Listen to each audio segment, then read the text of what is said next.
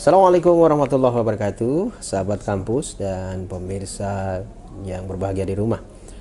Kita kembali di bincang-bincang Ramadan dan topik kita kali ini bicara tentang refleksi Ramadan.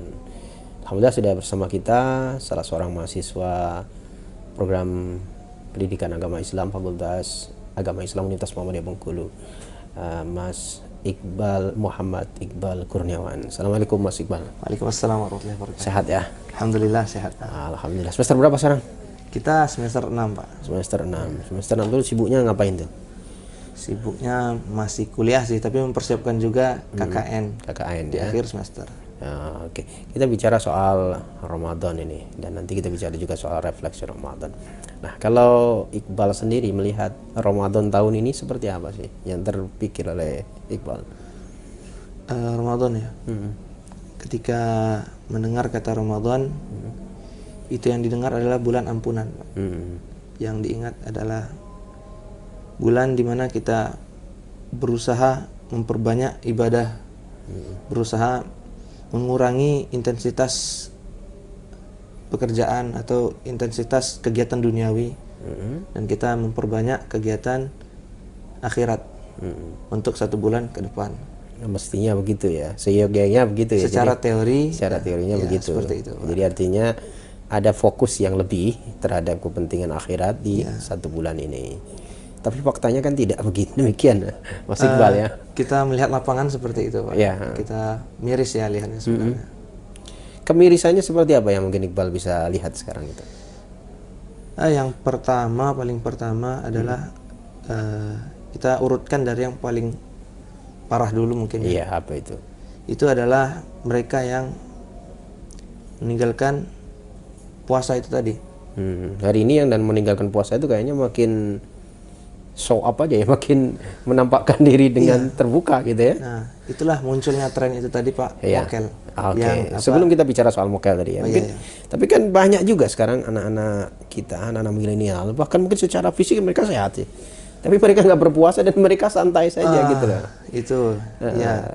Tren itu Iqbal lihat seperti apa gimana hari ini? Itu gimana ya? Itu sebenarnya sangat miris, Pak. Ketika orang mereka sehat walafiat gitu kan, mereka tidak puasa. Alasannya itu pun jadi pertanyaan besar. Apakah alasan mereka gitu sampai nggak puasa? Kalau kita mau berhusnuzon, Pak, pertama apa yang bisa dihusnuzonkan, Pak? Dia mahasiswa yang dia kalau turun ke jalan itu pasti paling depan. Iya. Demonstrasi paling oke ya. Paling kuat itu. Suara paling lantang. Iya. Nah, itu menandakan mereka sehat di luar bulan Ramadan. Mereka kuat di bulan Ramadan. Tapi ketika di bulan Ramadan, apa yang membuat mereka nggak bisa puasa? Padahal nabi-nabi, Nabi Muhammad contohnya gitu. Di zaman Nabi Muhammad, ketika perang Badar terjadi, itu kan mereka dalam keadaan berpuasa, mereka berperang. Itu hanya 313 orang lawan 1000 lebih. Itu dalam keadaan berpuasa mereka bisa menumpas kaum musyrikin. Mereka bisa menumpas mereka-mereka yang mau menghalangi agama Allah. Jadi pastikan kaum musyrikin itu tidak berpuasa ya. Sangat pasti mereka sudah mempersiapkan baju tamengnya sudah jelas, kuda-kudanya sudah dilatih. Tuh. Jadi artinya kan secara teori sebenarnya kan umat muslim yang jumlahnya hanya 313 tadi itu kan sedang berpuasa dan mereka pasti mengalami gangguan dalam berperang itu, tapi mereka sanggup berbanding 360 derajat dengan anak-anak kita milenial yang hari ini fisik sehatnya. Dan tidak boleh juga mereka dikatakan bahwa mereka tidak memiliki agama, nanti pasti marah mereka. Tapi mereka tidak berpuasa begitu ya. Iya. Kita juga bingung ketika orang mengatasnamakan sebagai dia adalah Islam, tapi mana nampak Islamnya? Ketika orang mengidentitaskan sebagai sesuatu, maka dia tampak darinya sesuatu yang disebutkan. Misalnya ketika dia suka warna hijau, paling tidak dia pakai peci hijau, Pak. Ketika dia suka minum susu, dia sering minum susu, gitu, Pak. Ketika dia menyukai hal-hal yang dia sukai, dia tampakkan kesukaan itu ada pada dirinya, Pak. Tapi kita belum melihat ketika seorang bilang saya Muslim, terlihat kemuslimannya, keislamannya. Nah, itu patut dipertanyakan. Yang kita singgung tadi yang pertama tadi tidak puasa tadi, Pak. Kalau memang dia Muslim, apa alasan dia tidak puasa? Ketika seorang aja gitu, bahkan bingung. Kalau memang dia Muslim sejati, dia bingung. Ketika dia bersafar naik pesawat, apakah dia harus batal atau dia tetap terus puasa? Karena dia merasa kuat. Berarti apa? Berarti dia imannya jelas. Dia bingung. Kalau dibatalkan, Allah minta rukhsah, Allah memberikan rukhsah, Allah memberikan keringanan untuk orang ketika bersafar untuk membatalkan puasanya.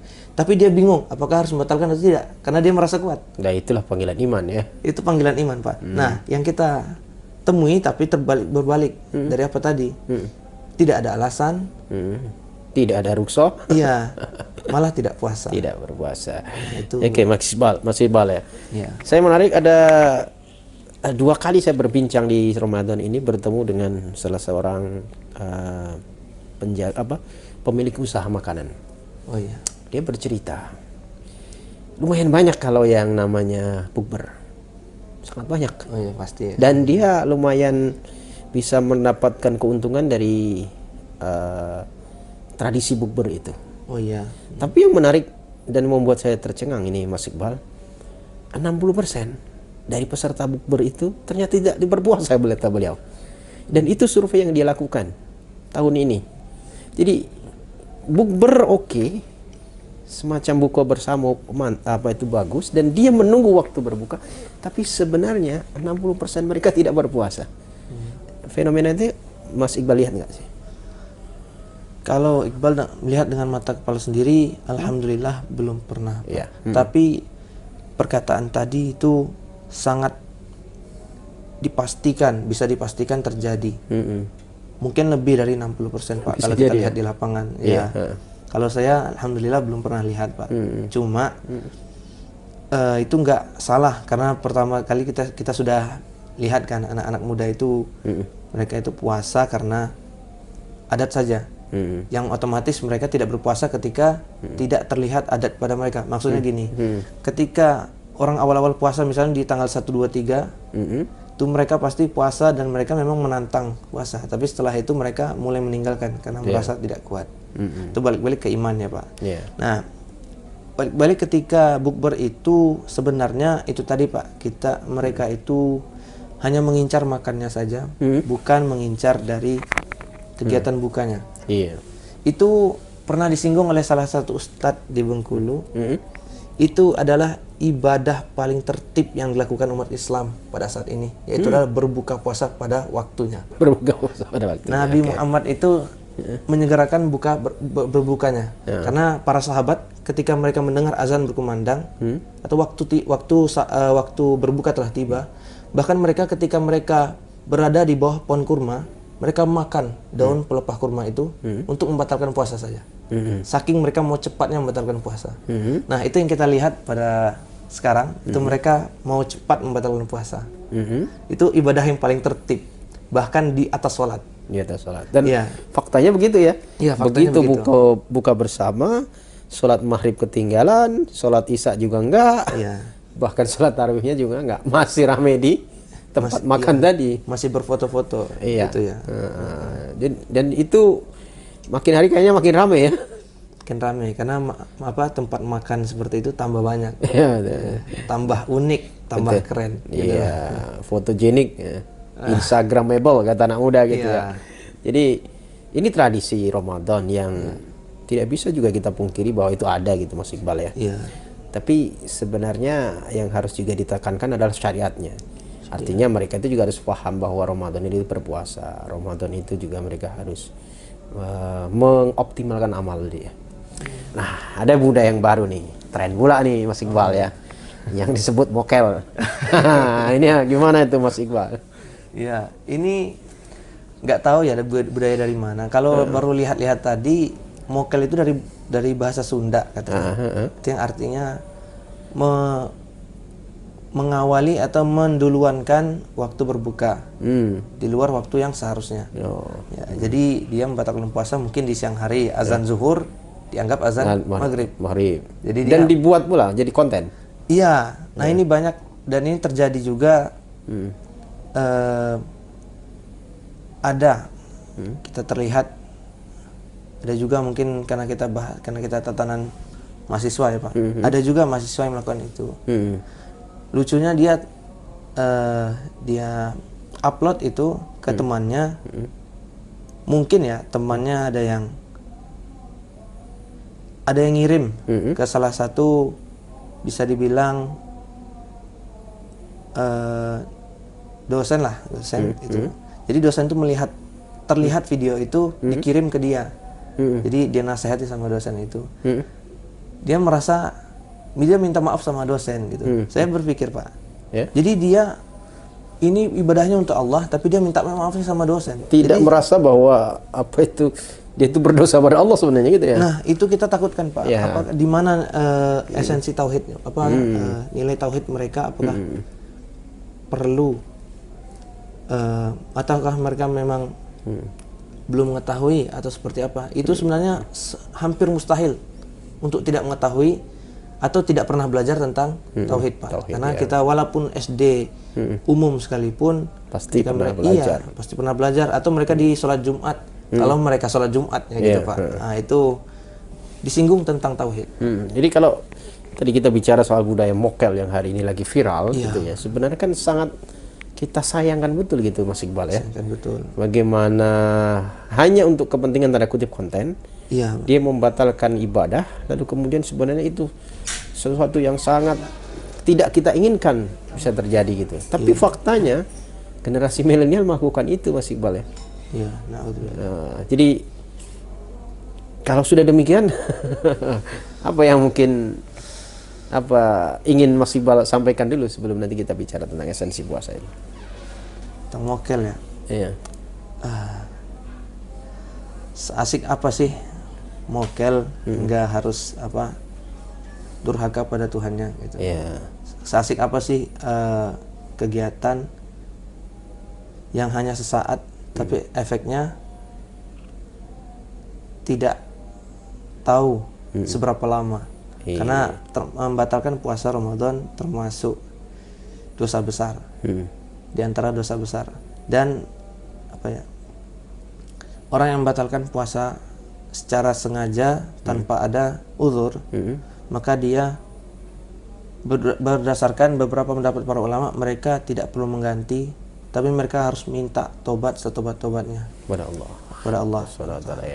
Karena ketika mereka, kebanyakan orang-orang yang sudah masuk, ini testimoni di dalam Al-Quran ya Pak. Kan banyak kita lihat di ayat-ayat itu, ya laitani kuntu turaba. Jadi Al-Baqarah ayat terakhir, kan? Seandainya aku itu hanya sebuah sebongkah batu Pak. Karena kenapa? Karena dia merasa nggak ada gunanya dia hidup Pak. Atau kita melihat juga di ayat Al-Quran itu, la'alli a'malu sholihan fima tarak.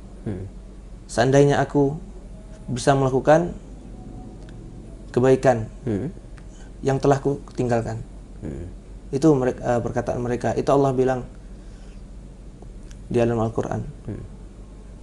Jadi artinya buat milenial, jika Anda cuma berpikir soal konten lalu kemudian membatalkan ibadah puasa melalui mokel, rugi besar itu. Oke, kita bicara refleksi nih Mas Iqbal. Ramadan itu kan bulan maghfirah, bulan yang dimana kita insya Allah bisa mendapatkan ampunan dari Allah. Tapi faktanya hampir setiap saat kita menjalani Ramadan itu tidak memberikan bekas apapun. Begitu Ramadan selesai, kembalilah kita pada aktivitas kita sebelumnya. Kalau boleh hari ini orang bilang mudik, kita mudik pula kepada kebiasaan lama kita, kepada tradisi kita. Sesungguhnya Ramadan itu kan harus memberikan efek keberkahan, minimal bekas bahwa kita itu sudah melakukan sebuah latihan selama 1 bulan. Apa yang sesungguhnya terjadi kalau kayak gitu Mas Iqbal? Ya, sesuai teori ya Pak, sesuai apa yang dalam Al-Quran. Seharusnya bulan Ramadan bulan Al-Quran, bulan ampunan. Yang seharusnya dimana ketika kita kita diampuni, kita banyak melakukan kegiatan ibadah yang disukai oleh Allah Subhanahu wa taala. Seharusnya kita kembali kepada fitrah, atau kita kembali kepada di mana Allah menyukai hal tersebut terjadi. Misalnya seharusnya kita ketika di luar bulan Ramadan, setelah bulan Ramadan, bulan Syawal misalnya, kita diampuni dosa kita, berarti otomatis tingkah kita, perbuatan kita itu menjadi baik. Secara teori seperti itu, Pak. Iya. Tapi kalau kita melihat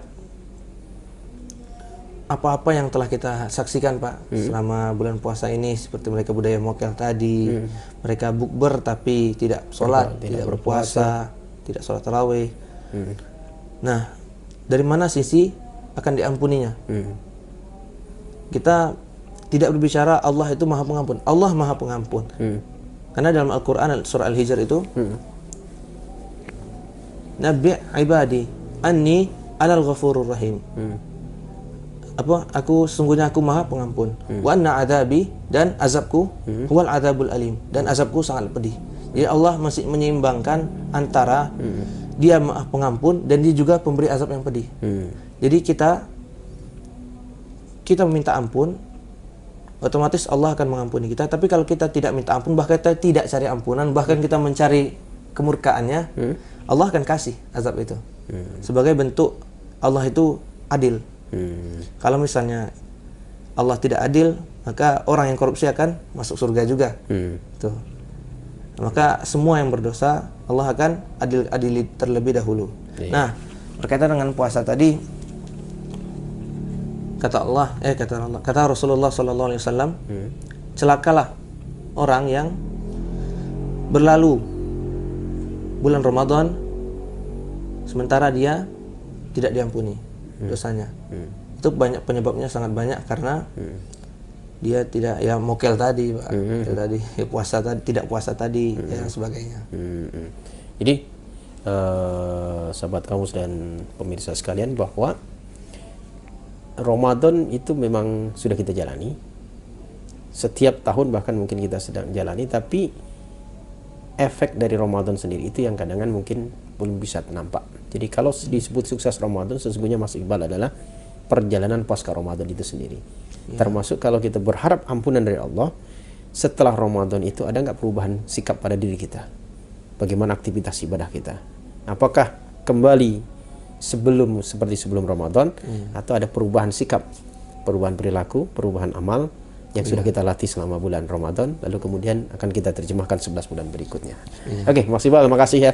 Mudah-mudahan ini bermanfaat, dan sekali lagi, mokel itu merugikan.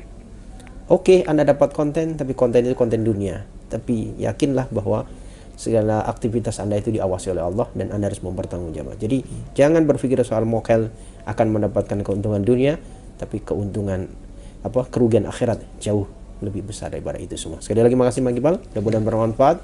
Assalamualaikum warahmatullahi wabarakatuh.